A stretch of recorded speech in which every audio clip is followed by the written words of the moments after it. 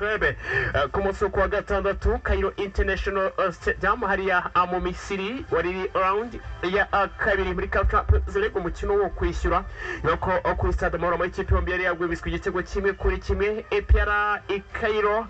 asura abonye igitego hakiri kare cyane ariko biza kurangira witwa Fisto Kalala Maele n'abagenzi be batsinze ikipe ya APR ibitego bitatu kuri kimwe umukino uko ari ibiri birangira ibitego bine kuri ibibiri nuko bimeze ikigezweho ntabwo ari icyobwa abasore mu masaha makari imbere baraza kuba bashyika batangiye urugendo ruhindukira baza i Kigali kugira ngo bitegure shampiyona dore ko imikino itatu bagombaga gukina mbere gato yarasubitwe birumvikana ko bagomba gutangira shampiyona basura ikipe ya Etincelle mu karere ka Rubavu ni muri weekend urebye nuko bimeze ariko umuntu ahitse yihuta cyane kugira ngo abonereho no kugenda abibutse uko bimeze muri iyi CAF Champions League amakipe yamanutse mu kibuga karahava muri weekend ndetse ubona amakipe ari mu matsinda 16 yamaze kuba yegukana za miliyoni 800 zirengaho gato cyane kuko byari $750 by'idolari ku makipe yageze mu matsinda hari CRB Stade muri Algeria hari ikipe ya MC Alger muri Algeria hari Tupisa Mazembe Engabe yo muri Republika ya Demokarasi ya Kongo yasezeranye yo muri Zambia hari AS Maniema yo muri Republika ya Demokarasi ya Kongo hari ekipe Al Ahly yo mu Misiri birumvikana ko irushanwa rimaze imyaka 60 rikinwa Al Ahly n'umukombe abanyamisiri barifite inshuro nyinshi hari Pyramids nanone yo mu Misiri hari Mamelodi Sundowns yo muri Afrika y'Epfo na Orlando Pirates yo muri Afrika y'Epfo amakipe abiri hari Esperance de Tunis yo muri Tunisia na Raja Casablanca yo muri Maroc tutogiye ikipe ya Yanga Sports Club yo muri Tanzania aya makipe ngo nitombora igomba kuba ikorwa akisanga mu matsinda ubundi agatangira gucakirana kuva kuri journée ya mbere minjira bakomeza ku ya kabiri yewe ya gatatu redinoko abimeze amo obyukuri muri iyi imikino ubwo congratulations kuri ama ekipe yakatisha itike yo kuhagera ntabwo byari byoroshye na gato nubwo bisize ari umukoro mu rugo ku makipe yo mu Rwanda gukomeza gukora ndetse cyane haracyari akazi ko gukora wenda turagira umwanya uhagije wo kubisesengura cyane cyane mu masaha make ari imbere tuze kurebera hamwe uko biza kuba bimeze hanyuma ntabwo ari muri CAF Champions League gusa bamanutse mu kibuga muri weekend ahubwo ari ku muntu abonera hanabibutse uko muri CAF Confederations Cup aho ekipe ya Police yari iri hagarari urw'imisozi igihumbi n'ubwenda kuri Police FC bitagenze neza ariko ama ekipe yakomeje kugenda akora akazi arahatana karahava umuriro uraka ekipe ya Simba Sports Club yo muri Tanzania mwere mubonye bikora neza cyane basezera ekipe ya AL abikora abirumvikana bagera mu matsinda y'iri rushanwa CAF Confederations Cup nyuma yuko muri Libya murabiswa bitari byigeze biborohera yari match ikomeye cyane ndetse banarasagariwe bikomeye ariko babaye abagabo babikora neza ndetse banitwara neza cyane ikipe ya Jaraaf muri Senegal yaratsinze Racing d'Abidjan ibitego 3 byose ku busa nuko iyi match yaje kuba irangira hanyuma abirumvikana nuko gahunda yaje kuba igenda Ahmasi yo mu Misiri itsinda Al Benghazi muri ibitego bine kuri bibiri n'indi match yari ikomeye hanyuma ikipe ya Black Bullets yo muri Mozambique birumvikana ko Otohodo yo muri Congo Brazzaville yarayisize ku bitego bibiri kuri kimwe no ku match yaje kubirangira ikipe ya AS Vita Club ntabwo byigeze biyorohera gusezera ikipe ya Samba Chungo yukanye umutoza bagwibitswe igitego kimwe kuri kimwe Kinshasa match banzura byuka ko bari bayitakaje birangira batashye Saint-Eloi Lupopo gutsindwa na Bravos Domarcus yo muri Angola bitegura kuri kimwe Simba itsinda Al Tripoli muri Libya bitego 3 kuri kimwe birumvikana ko ni match yakiriwe ku munsi w'ejo Simba tari bageze mu matsinda ngo muri CAF Confederations Cup niyo gahunda abategereje ntite nihuta cyane kuri shampiyona y'ikiciro cya mbere mu Rwanda 2024-2025 muri weekend yari yakomeje amakipe mukunda cyane muri benshi yamarutse mu kibuga karahava reka twite dore ku munsi wo kuwa gatandatu ikipe ya AS Kigali yagwemetswe n'ikipe ya Rutsiro ubusa ku busa ekipe ya Bugesera guhemuswe n'ikipe ya Etincelle igitego kimwe kuri kimwe Desailly abikora kuri ekipe ya Etincelle. Gasogi United match yari yavuzweho byinshi batsinzwe n'ikipe ya Rayon Sport igitego kimwe ku busa nyuma yo kunerekwa na carton rouge. Nyuma Charles Bale yatandukanyije ama ekipe yombi, Amagaju yanyagiwe n'ikipe ya Musanze ibitego 3 ku busa ya Ihuye. Hanyuma akomosoje ku kimwe ekipe ya Mukura Victory Sport et Loisir yaratsinze Vizi ibitego bikuri kimwe. Ekipe ya Gorilla itsinda ikipe ya Marine igitego kimwe ku busa. Birumvikana ko kuri umunsi kw'isaha y'isa cyenda ikipe ya Police FC irakira ikipe ya Muhazi United. Mashami Vincent araba yagarutse, Remesha Emmanuel nimwe batoza te experience mutoza ikipe ya Muhazi, Mugiraneza Jean Baptiste Bigini nimwe batoza munyirije muri ikipe ya Muhazi. N'indi match iza kuba iryoshye match y'ikirane APR Kiyovu Sport yashyizwe ku itariki 11 ukwezi k'Ukuboza. Birumvikana ko ari journée ya kane umunsi wa kane. Ama ikipe yari gutera ku rutonde rwa agateganyo imaze gukina imikino 3 iri ku mwanya wa 7 izigamye ibitego bireko na Monoti inganya na Gasogi imaze gukina imikino 4, Mukura imaze gukina imikino 4, AS Kigali imaze gukina imikino 4 yone ikipe ya Gorilla. Urumva ko ubu championnat sasa none bwigiye gukinwa by'umwihariko umuriro wake cyane cyane kuma equipe de roko bimeze. Bigarutse ko ipera muri weekend irasura ikipe ya Etincelle aha mu karere ka Rubavu onoko bimeze ngo ni journée ya gatano izaba ikomeza gake abantu bavuga batese bimeze gute, ariko nikirana abantu bavuga bati se nta kibazo n'ikina kimwe mu ekipe agomba kuba acakirana uko byagenda kose umuriro ukakurebye uko bimeze. Niye match ishobora kuba aragutunguye bijyanye nuko ama ekipe yagiye yitwara aniki wari witeze kitagenze nkuko wagitekerezaga cyane cyane muri iyi weekend ku ma ekipe wari inyuma, ku ma ekipe wagiye ushyigikira urebye uko bimeze abafana niba ari byagutunguye pole sana uko bigenda nuko biba bimeze. Birumvikana ko ubutaha ama ekipe ukunda ekipe yawe izabikora kandi izitwara neza urebye uko byari ibimeze. Hanyuma nsoke aha gato cyane nibutse abantu ko championnat cyiciro cya kabiri yaratangiye hari muri iyi weekend. Birumvikana 2024 na 2025 ekipe ya Vision Jeunesse Nouvelle mu karere ka Rubavu ntabwo yatangiye neza, yaratakaje itsindwa, ariko ama ekipe agiye atandukanye nabonye Sina Gerard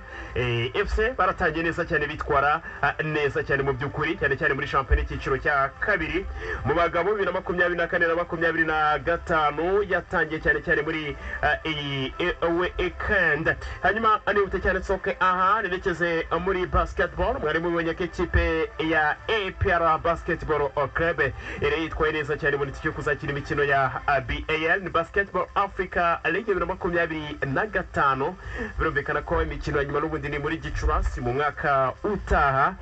Game ya gatandatu, umukino wa gatandatu abasore baraye babikoze banitwara neza cyane bakora ibyo bagombaga gukora. Byari byishimo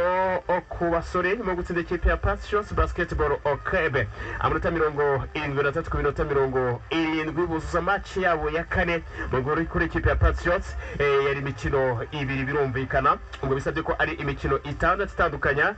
ama ekipe yombure byo ko bimeze. Muhoza Fabrice bamushimira ishyaka n'umurava amanota asise 13 blocks 59 amanota 113 rebounds 109 bamushimira bavuga abati wakoze akazi keza cyane. MVP yabaye Isai Jalmila bamushimira cyane umusore ikipe ya APR Basketball Club n'akazi keza cyane yakoze ko kuba indashyikirwa gakora byinshi bigiye bitandukanye mu byo kurengera uko byari biri cyane cyane muri weekend. Navuga ko muri BK Arena byari bishyushye cyane ku munsi w'ejo byari ibicika mu byo kurebye uko gahunda yari iri ku cyane ku munsi w'ejo. Hanyuma abijyanye ni iminota mpite nihuta cyane nta handi ngomba kwerekeza ni hirya no hino ku isi. Birumvikana ko ni Burayi y'amashampiyona mukunda cyane muri benshi muri weekend yari yakomeje. Amakipe yanyu umukunda yamarutse mu kibuga karahava umuriro uraka, ariko kantere n'umundi mu Bwongereza ahantu benshi amwisanga cyane ku rwego rudasanzwe ku rwego rwo hejuru dore ko ari shampiyona umuntu amaze iminsi akurikira itari mike y'imyaka irenga 136 yitwa Pep Joseph Guardiola n'Umwespanyol utoza ikipe ya Manchester City nyuma gukina iminota irenga 45 ikipe ya Sernombre umubare utuzuye arabakinnyi 10 yagize icyo avuga mu by'ukuri imvune Rodri yaje kuba agira kanasohoka mu kibuga yagize ati I don't know yet I didn't ask the doctors he is strong he leaves the pitch and his action is he felt something otherwise he would stay ati ntabwo ndabimenya kuko ntabwo nigeze mvugana n'abaganga atariko arakomeye yavuye mu kibuga atariko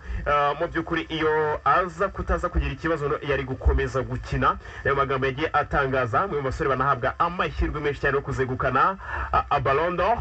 ya 2024 nta gihindutse yitwa Erling Braut Haaland muri ekipe ya Manchester City umunya-Norvège yanditse amateka mu by'ukuri wo gutsinda ibitego 100 muri ekipe imwe mu mikino 105 gusa gutsinda ibitego 100 ni igihangange gusa kagayigo ka Cristiano agashyizeho ko gutsinda ibitego 100 muri ekipe imwe ariko Ben we abikoze mu mikino 105 gusa ibintu rutayizamu udasanzwe ni igihangange gitangaza uyu Erling Braut Haaland mu gutsinda yagufatishije aragutsinda cyane mu gihe witwa Luis Suarez umunya-Uruguay mwakunze cyane yatsinze ibitego 100 muri ekipe ya FC Barcelona mu mikino 120 mu gihe Cristiano Ronaldo birumvikana muri ekipe ya Real Madrid yatsinze ibitego 100 mu mikino 105 urumva ko akagayigo yari afite kizigenza Erling Braut Haaland kabisa yabikoze kandi abikora neza cyane akora akazi bitego 100 abitsinda mu mikino mike cyane ishoboka hanyuma byari bimwe mu by'ingenzi kuba umenya hanze y'umukino ariko muri rusange kuko useka ikipe ya Manchester City ku munsi w'ejo yari yakira ikipe ya Arsenal bagwamiswe ibitego 2-2 Erling Braut Haaland yafunguye amasamu ku munota wa 9 Gabriel Magalhaes azayi atereka igitego cya kabiri kuri ikipe ya Arsenal munota 45 nyuma ko Fiori yari yateretse mu pasi ya Martinelli ku munota 22 Nando Tosa wamubiri geretswe ikarita ya kabiri umundi vamo ikarita itukura birumvikana bari mu minota y'inyongera kugira ngo igice cya mbere kirangire byari ibibazo bikomeye cyane ku mutoza Mikel Arteta hindura gake gake kora imibare resista ku rwego rwo hejuru umutoza bari umuhanga cyane ku rwego rwo hejuru mu minota y'inyongera ku munota wa 8 John Stones umwongereza ateretse mu gitego cya kabiri ekipe ya Manchester City irarokoka ariko byari byakomeye cyane ku rwego rudasanzwe urumva resistance minota 45 kina na ikipe y'abakinnyi 11 inakomeye ariko ka resista biragaragaza ko ikipe ya Arsenal nibyo ragarutseho iratanga ubutumwa bukomeye cyane Brighton and Hove Ruben yagoswe ikipe ya Nottingham Forest ibitego 2-2 ku munsi wa gatandatu West Ham yasinzwe n'ikipe ya Chelsea ibitego 3-0 Enzo ari kubikora w'ikipe ya Chelsea Aston Villa tsinda Wolves ibitego 3-1 Fulham yatsinze Newcastle ibitego 3-1 Leicester City yagwimitswe na Everton igitego 1-1 ekipe ya Liverpool the Cops yatsinze AFC Bournemouth ibitego 3-0 sori bitweresa cyane barimo Luis Diaz mwenye witsinze ibitego 2 na Darwin Núñez watsinze igitego kimwe ya Meslo tubona ko ari gukora akazi keza Southampton na Ipswich Town igitego 1-1 Tottenham Hotspur ibitego 3 ku gitego kimwe cy'ikipe ya Brentford Manchester United yari yasohoye Crystal Palace bagwimitswe ku busa mwarabibonye mwese abakunze ikipe ya Man U bati turazira iki bimeze gute gahunda ni haze gukorwa iki kugira ngo turusheho kongera kugaruka mu bihe byiza umunsi wabo wa gatanu Manchester City amanota 13 yatakaje nyuma ko yari atangiye shampiyona itaratakaza imbere Arsenal birumvikana ko wari umwanya mwiza noneho kumva Arsenal igatakaza Arsenal yari yakare cyane ku munsi w'ejo ikipe ya Liverpool ku mwanya wa kabiri n'amanota 12 hanyuma ikipe ya Aston Villa ku mwanya wa gatatu n'amanota 12 nuko bise Arsenal iri ku mwanya wa kane n'amanota 11 difference na amanota 2 haracyari akazi kenshi ko gukora mani ku mwanya wa 11 n'amanota 7 Ten Hag biracyakomeye amakipe arimo Southampton Everton ikipe ya Wolves n'amakipe akiri muri wa murongo utukura Erling Braut Haaland ibitego 10 mikino itanu uyu mwenye kizigenza ameze neza cyane biragaragara ko afite forme ziri guca inkweto mu byukuri araguruka ameze neza cyane ntabwo ari mu Bwongereza gusa bamanutse mu kibuga ahubwo no mu bihugu bitandukanye baramanutse muri Espagne Spanish La Liga mwebonye ko Barcelona yarenyagiye ikipe ya Villarreal ibitego bitanu byose kuri kimwe bayisuye bayisa imeze neza cyane umutoza Hans Flick bigaragara ko ari gukora akazi Robert Lewandowski sinde ibitego bibiri umunya Pologne peno ya gatatu bayikuramo bamugera ko bidashoboka amuvandimwe Torre aterekamo igitego hafi yagiterekamo atereka muri igitego cy'icya kabiri pasi ya Lamine Yamal hari ku minota 43 bakora ibyo bagomba gukora kandi babikora neza cyane hari ku munsi w'ejo ATM Atletico de Madrid yagwibiswe na equipe ya Ovaleka n'igitego kimwe kuri kimwe Diego Simeone yibaza ibimubayeho kuwa gatandatu hari ikipe mukunda cyane ikipe ya Real Madrid Los Blancos yanyagiye ikipe ya Espanyol ibitego byose kuri kimwe no ku match yaje kuba irangira abasore bagiye batandukanye barimo Dani Carvajal atsinda Rodrigo abikora Vinicius Junior pass ya Kylian Mbappe atera penalty ku minota 90 Carlo Ancelotti kora akazi neza cyane no musi wa gatandatu muri Espagne Barcelona ku mwanya wa 18 kuri 18 Real Madrid ku mwanya wa 18 anokomeze ATM Atletico de Madrid ku mwanya wa 12 urebye rukomeze mu gihugu cya Espagne birumvikana nihute cyane nerekeze mu gihugu cy'Ubutaliyani Serie A abamanutse mu kibuga karahava umuriro uraka nubwo baza kuba akomeza Derby della Madonnina ikipe ya Milan itsinze Internazionale de Milano ibitego biri kuri kimwe ni match ariko mu ijoro ryakeye mwakuze nizere ko mwarebye iby'iyi match mu kare komeze Christian Pulisic abikora na Gabia Christian Pulisic uramusoro muri Leta Zunze Ubumwe za Amerika ko yatsinze impozamara kuri ikipe ya Internazionale de Milano nuko match yaje kuba irangira bitaza gukura ariko ko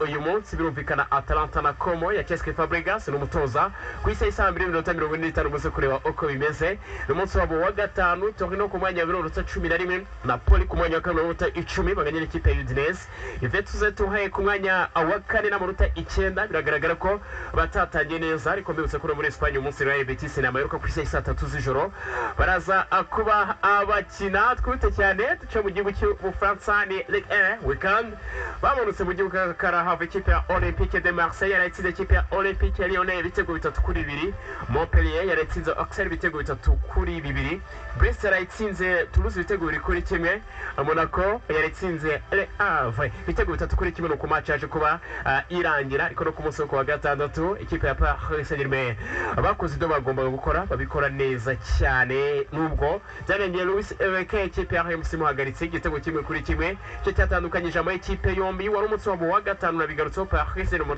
minota 13 Olympique de Marseille ku mwanya wa 13 yewe na Monaco biragaragara ko uyu mwaka ubanza zaba uguhangana gukomeye cyane dune mu gihugu cy'Ubudage Bundesliga muri weekend amakipe yamanutse mu kibuga kuri iki kibuga ikipe ya Bayer Leverkusen yaratsinze ikipe ya Wolfsburg ibitego 2-3 VfB Stuttgart inyagira ikipe ya Borussia Dortmund ibitego 5 kuri kimwe Borussia Dortmund abasenga musenge cyane irarimbutse cyane byo kuri ntabwo yorohewe muri iki gihe iratsindwa uko byije nuko buke Vincent Kompany yagombaga kubikora kandi akabikora neza hari hatawe ikipe ya Werder Bremen yatakaje itwumvikana kwitsinda ibitego 5 byose kubusa ayisumo rya ruhago abasore mo Olise Jama Musiala Harry Edward Kane atsinda Nabri abikora abasore bakoze akazi keza cyane ubona ko ikipe iraguruka iri on fire umunsi wabo wa kane menshi ku mwanya wa 12 nta kosa barakora bari pakuze resisubiza umwanya wa 9 Fabag anakomeze Fatunoko bimeze na minota 9 urebye rukomeze ni gahunda yari hari cyane muri iyi weekend urebye nuko match yaje kuba irangira no kumikino yaje kuba igenda twizere ko byukuri mwanyuzwe cyane na performance ya ama